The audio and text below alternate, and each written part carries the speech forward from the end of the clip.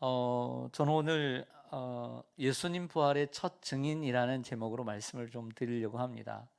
따라하겠습니다. 예수님 부활의 첫 증인. 예수님 부활의 첫 증인은 누구일까요? 예수님 부활의 첫 증인. 성경에 말씀하고 있는 예수님 부활의 첫 증인은 막달라 마리아입니다. 특별히 그 부분을 요한복음서는 제4복음서인 요한복음은 그 사실을 분명히 해주고 있음을 알 수 있습니다. 먼저 막달라 마리아에 대해서 여러분들 어떻게 생각하시죠? 막달라 마리아는 오랫동안 그에 대한 논의가 많이 되어 왔습니다. 여러 가지 설들이 있었죠. 하지만 성경에 나오는 말씀만을 보면 누가복음 8장 2절에 일곱 귀신이 들렸다가 예수님께서 쫓아내어 주셔서 나음을 얻었다, 이렇게 기록이 되어 있고요. 그리고 누가복음 7장 36절 이하에 보면 한 바리새인의 집에 예수님이 초청받아 앉아 계실 때 향유를 담은 옥합을 가지고 예수님의 뒤로 나아가서 눈물로 그 발을 적시고 또 자기 머리털로 닦고 발에 입을 맞추고 향유를 부은 여인으로 등장을 합니다. 이 누가복음 7장의 향유를 부은 사건은 우리가 고난주간에도 살펴봤듯이 베다니에서 예수님의 발에 부은 마리아의 사건과는 구별을 두고 있습니다. 막달라 마리아가 향유를 부을 때 그 집의 주인이었던 바리새인이 속으로 이렇게 얘기를 합니다. 이 사람이, 즉 예수가 만일 선지자라면 자기를 만지는 이 여자가 누구며 어떠한 자 곧 죄인인 줄을 알았으리라, 이렇게 얘기하는 걸 볼 때 당시의 사람들의 생각 속에 막달라 마리아는 누구였다? 죄인이었다. 어떤 죄인인지는 자세히 설명하지는 않지만 분명한 죄인이었음을 알고 말하고 있습니다. 그런데 이를 토대로 오랫동안 내려온 교회의 전승은 막달라 마리아는 귀신 들린 여인이었고 창녀였다고 상상하고 또 짐작해 온 것이 사실입니다. 그러나 성경이 말하는 바는 예수님께서 이 여인을 심각한 병에서 고쳐주셨고 또 그뿐만 아니라 구원해 주셨다는 사실입니다. 자, 이제 막달라 마리아에서 잠깐 제자들의 모습으로 잠깐 돌아가 보겠습니다. 이제 2, 3일 전이죠. 예수님께서 십자가에 못 박혀 돌아가셨습니다. 제자들이 어떻게 되었습니까? 제자들이 어디 갔습니까? 도망쳤습니다. 뿔뿔이 흩어지고 어떤 이들은 자기의 고향으로 돌아가 물고기를 잡았습니다. 예수님께서 십자가에 못 박혀 돌아가시게 되자 그들은 믿음을 잃었습니다. 믿음이 사라졌습니다. 예수님에 대한 믿음이 있었습니다, 그들에게는. 그래서 복음서에 보면 믿음 없는 자가 되지 말고 믿음 있는 자가 되라고 자주 말씀하셨죠. 하지만 예수님의 십자가와 함께 그들의 믿음이 사라져 버렸습니다. 도마는 예수님의 부활을 의심했습니다. 사실 의심한 것이 아니라 안 믿었습니다. 불신했습니다. 그 도마의 모습은 결국 제자들의 모습과 같습니다.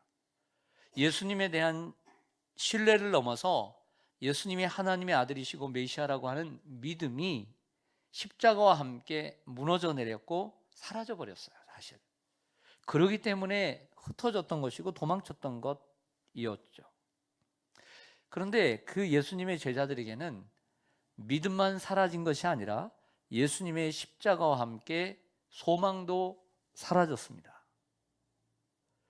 나름대로 그들이 원했던 메시아, 그리고 메시아이신 예수 그리스도께서 이루실 나라에 대한 꿈과 비전과 소망이 나름대로 있었습니다. 예수님이 십자가에 못 박혀 완전히 돌아가시자 제자들은 그 소망을 놓아버렸습니다. 꿈을 놓아버렸고 나름대로의 소망을 놓아버렸습니다. 그 소망이 십자가와 함께 어디론가 휩쓸려 가버렸습니다. 그들이 소망하는 나름대로의 나라를 세우고자 했는데 예수님이 돌아가시자 그 나라에 대한 소망까지 사라졌습니다. 제자들은 십자가와 함께 믿음도 그리고 소망도 잃어버렸습니다. 그러나 그들에게 소멸되지 않는 한 가지가 있었습니다. 무엇이었을까요? 여러분, 우리가 예수님을 3년 동안 근거리에서 따라다녔다라고 생각해 보십시오. 같이 밥을 먹고 같이 놀고 같이 대화하며 어려움도 겪고 함께 잠을 자며, 우리가 수련회 때 1박 2일, 2박 3일만 함께 지내도 정이 드는데 3년 동안 함께 했을 때 정이 들지 않았을까요? 그들에게 소멸되지 않는 한 가지는 사랑이었습니다. 참혹하게 깨진 환상과 절망의 상태에도 불구하고 그들은 여전히 예수님을 사랑했고 그분에 대한 생각을 멈출 수 없었습니다. 그 대표적인 예가 바로 막달라 마리아입니다. 막달라 마리아도 믿음이 사라지고 소망은 사라졌지만 예수님에 대한 사랑만큼은 사라지지 않았기 때문에 예수님의 무덤까지 올 수 있었던 것이죠. 사람들은 장사 지내고 무덤에 장사 지낼 때 한 번 가보는 것으로 끝날 수 있습니다. 그러나 그 무덤에 다시 갈 수 있는 사람은 가족입니다. 가족은 다시 가게 되어 있습니다. 사랑하는 사람은 무덤에 다시 가게 되어 있죠. 막달라 마리아뿐만은 아니었습니다. 막달라 마리아를 포함한 여러 여인들은 저 갈릴리에서부터 예수님을 따라 예루살렘에 도착을 하죠. 그뿐만이 아니었습니다. 예수님과 함께 일주일을 보내신 후에 예수님께서 체포당하시고 재판을 받으신 후에 재판을 이제 받으시고 십자가를 지시고 저 골고다 언덕으로 올라가는 시간 내내 그 길을 따랐습니다. 그래서 나를 위해서 울지 말고 너희 자녀를 위해서 울라는 말을 들을 수 있었던 것이죠. 또 예수님을 사랑했기 때문에 예수님께서 십자가에 참혹하게 십자가에 못 박히고 고통스러워한 모습을 6시간 내내 그 곁을 떠나지 않고 지켜봤던 이들이 그 여인들입니다. 사랑 때문입니다.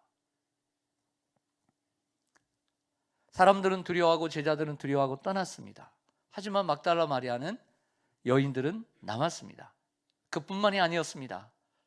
죽음 이후에 아리마대 사람 그 부자의 새 무덤에 묻히는 장사되는 모습까지 보기 위해서 그 무덤까지 따라갔습니다. 그뿐만이 아닙니다.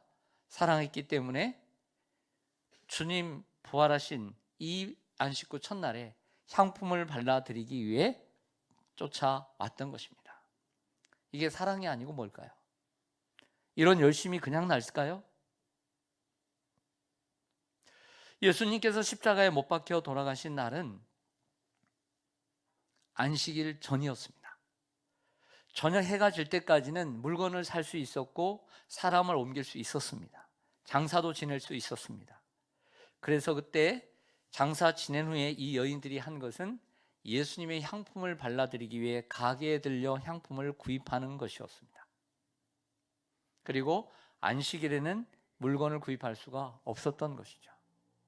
그리고 안식일이 지난 안식구 첫날 새벽에 예수님께 향품을 발라드리기 위하여 찾아왔던 것입니다. 그런 열심이 어디서 날까요? 사랑에서 나는 줄로 믿습니다. 막달라 마리아와 여인들은 대책이 있었던 건 아닙니다. 그 무덤의 문을 누가 열어줄지, 예수님을 어떻게 만날 수 있는지 계획은 없었습니다. 그러나 마음은 있었습니다. 예수님의 몸에 향품을 발라드리고 싶은 마음 말이죠. 그들의 관심은 오직 예수님에게만 있었습니다. 믿음은 없었습니다. 소망도 없었습니다. 그러나 한 가지 남은 게 있었습니다. 그것은 사랑이었습니다. 오늘 읽어드린 요한복음 20장 1절에서 10절의 말씀을 간단하게 설명을 해드리겠습니다. 오늘 부활절인데 좀 얼굴을 좀 펴시죠. 네, 제가 이상한 말을 하는 것도 아니고 틀린 말을 하는 것도 아닌데 이 부활의 날 기뻐하시길 바랍니다. 아직 부활의 주님을 못 만나서 그러신지. 네, 아주 단순하게 막달라 마리아가 바로 무덤에 왔는데 무덤 문이 열려 있는데 무덤이 비어 있는 것을 본 것으로 1절은 시작합니다. 그래서 그 여인이 들어가 보지 않고 내려가 시몬 베드로와 예수님이 사랑하시던 제자 2명에게 이 사실을 알립니다. 예수님이 사랑하시는 제자는 누구일까요? 바로 요한복음의 저자인 요한이기 때문에 자신의 이름을 예수님이 사랑하는 제자라고 바꾸는 것입니다. 그들에게 알리자 시체가 없어졌다는 말을 듣자 그들은 깜짝 놀랐습니다. 예수님이 부활하셨다는 생각을 하기 때문에 놀란 게 아니라 시체가 없어진 것에 놀란 거예요. 누가 옮겨갔는지 어디 갔는지 그것 때문에 놀란 겁니다. 그래서 둘 다 달려갑니다. 그러나 더 젊은 사람이 역전을 합니다. 누굴까요? 요한입니다. 오늘 성경에 보면 예수님이 사랑하는 제자가 먼저 도착을 했다라고 얘기해요. 그래서 당시의 무덤은 땅속에 판 무덤이 아니라 돌로 된 곳에서 일직선으로 파 들어가는 곳입니다. 그래서 그 돌문이 있죠. 그래서 이렇게 구부려 보았습니다. 무덤이 비어 있었습니다. 근데 이 젊은 요한이라는 제자는 들어가 보질 않았습니다. 아직 젊어서 그런지 겁이 많은지. 그리고 조금 후에 베드로가 헐떡이며 도착을 하죠. 베드로가 또다시 구부려 보았습니다. 세마포는 그대로 놓여 있는데 예수님의 시체가 보이지 않았습니다. 나이가 좀 많은, 경험이 많은 베드로가 먼저 들어가 보았습니다. 빈 무덤을 보았고 거기에는 세마포와 수건이 따로 놓여져 있었습니다. 그러자 그 뒤를 따라 요한도 용기를 내서 그 무덤 속에 들어와 그 광경을 보았습니다. 세마포가 놓인 것을 보고 예수님의 부활을 믿었습니다. 그리고 이 두 제자는 자기들의 집으로 돌아갔더라. 이것이 오늘 10절까지의 스토리입니다.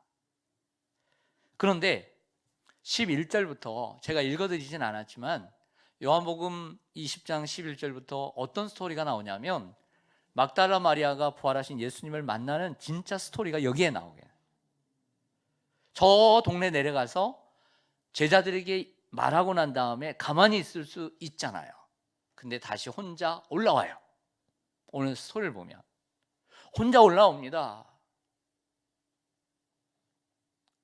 이게 사랑이 아니고 무엇입니까?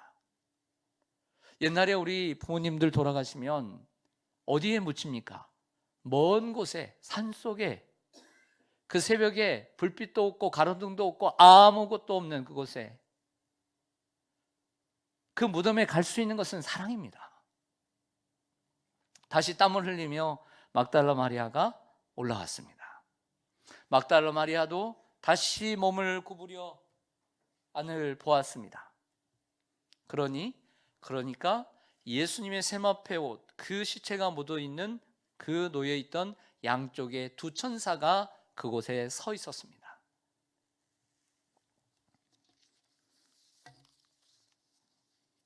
성경은 이렇게 얘기합니다. 마리아는 울면서 몸을 굽혀 무덤함을 들여다 보았다. 여러분, 마리아는 3일 내내 울었습니다. 마리아는 3일 내내 마음이 아팠습니다.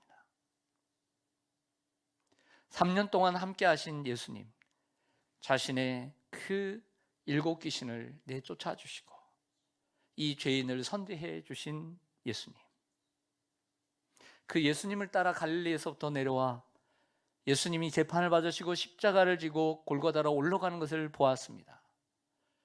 거기서 못 박히며 조롱을 당하며 치욕을 당하며 그리고 십자가에서 기도하신 주님의 모습을 보았습니다.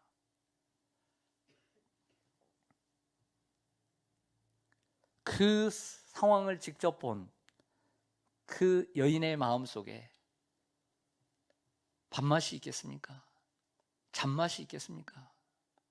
울었습니다. 저는 감히 울었다고 장담합니다. 금요일도 울었습니다. 어제 안식일도 하루 종일 울었습니다. 가슴이 너무 아팠습니다. 그 마음은 이 세상을 살면서 누구와의 이별에서도 맛볼 수 없었던 인생에 있어서 최고로 큰 아픔이었습니다. 그렇게 이틀 동안 울었던 그가 남은 눈물이 있었는지 오늘 3일째 되는 날도 울었습니다. 그가 울면서. 여러분, 사람이 때린다고 웁니까? 울으라고 웁니까? 사랑하기 때문에 우는 것입니다. 저절로 눈물이 나는 것입니다.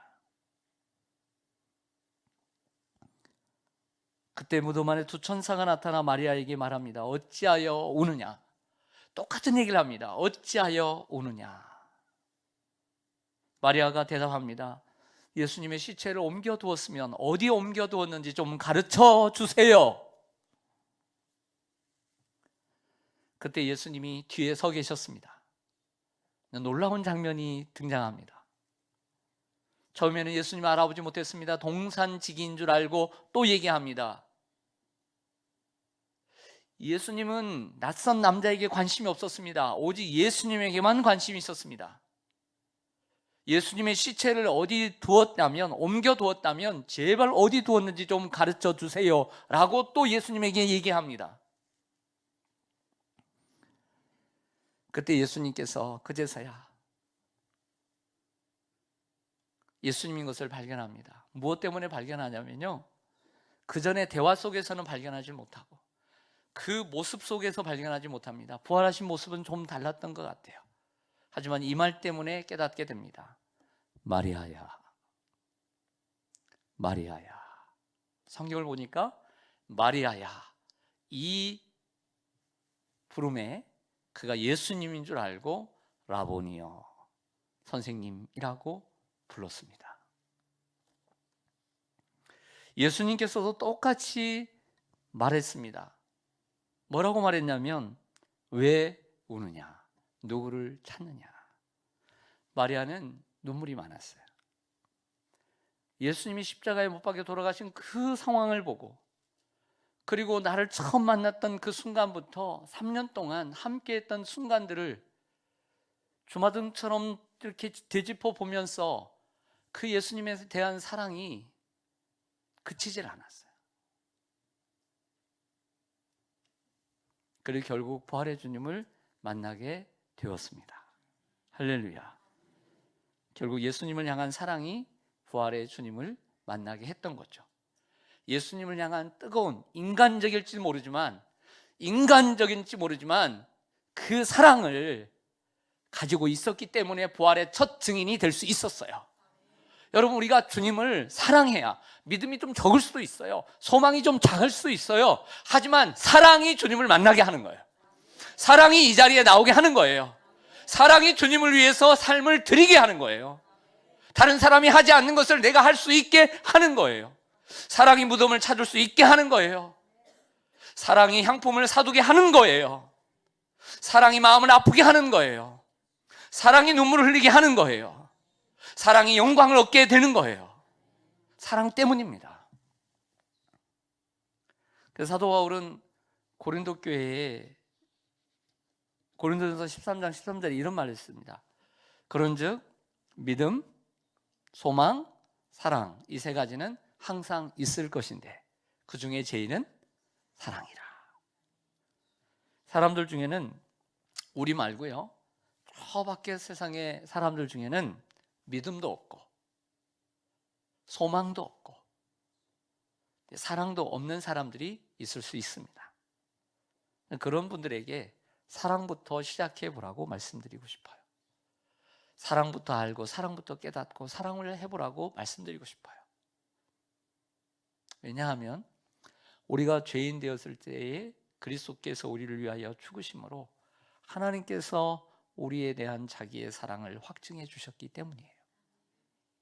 독생자를 내어주심으로 하나님이 우리를 사랑해 주셨기 때문에 사랑을 알고 사랑을 하도록 권면하고 싶어요. 그 사랑으로 예수님께 가까이 나아가기를 바랍니다. 그러면 부활의 주님이 여러분을 만나 주실 것입니다. 그리고 여러분의 이름을 불러 주실 것입니다. 마리아야, 마리아야.